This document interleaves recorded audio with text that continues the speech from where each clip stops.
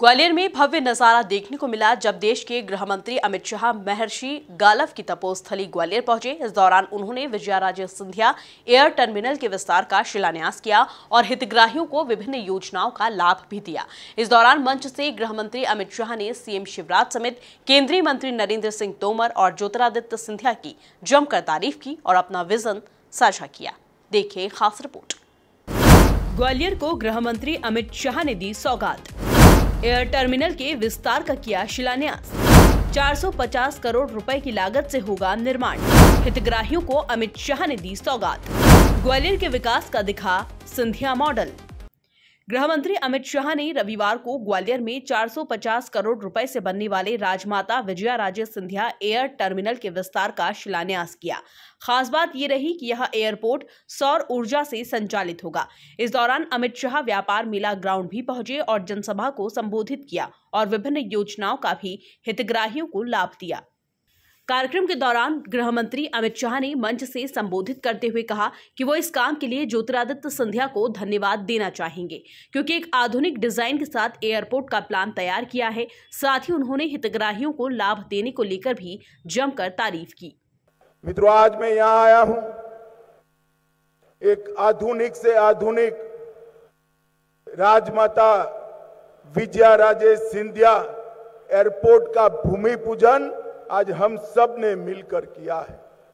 मैं सिंधिया जी को बधाई देना चाहता हूं, क्योंकि जिस शिद्दत से साथ बारीकी से इन्होंने एयरपोर्ट का प्लानिंग किया है, मुझे लगता है देश के सबसे अच्छे हवाई अड्डों में ये हमारा ग्वालियर का एयरपोर्ट होगा। इसके साथ साथ यहां पर कई लोगों को ग्रामीण और शहरी प्रधानमंत्री आवास का लोकार्पण किया गया, उनको घर की चाबी दी।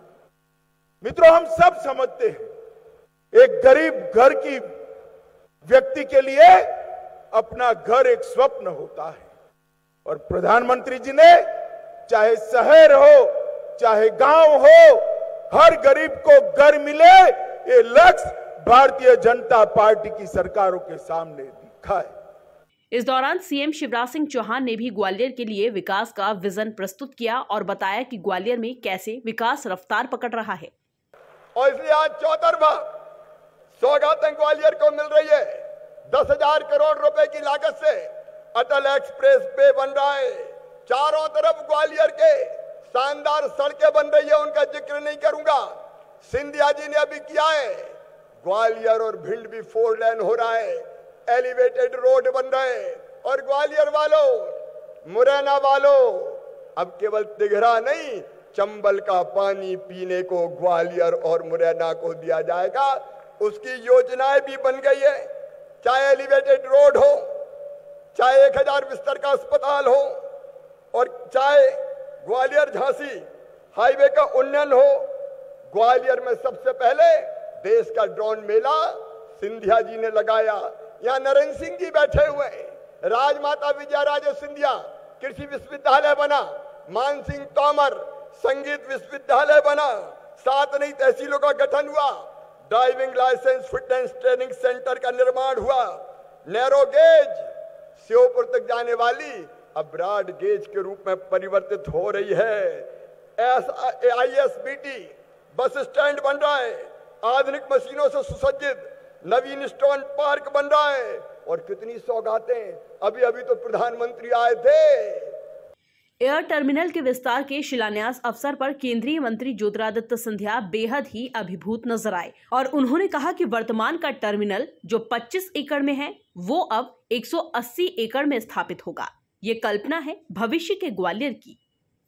आज उसी टर्मिनल का एक भव्य रूप, एक नवीन टर्मिनल की स्थापना के लिए हमारे देश के गृह मंत्री अमित शाह जी हमारे समक्ष उपलब्ध हैं। मेरे भाई और बहनों, आज ये कल्पना जो हमने की थी, एक आधुनिकता की कल्पना की थी।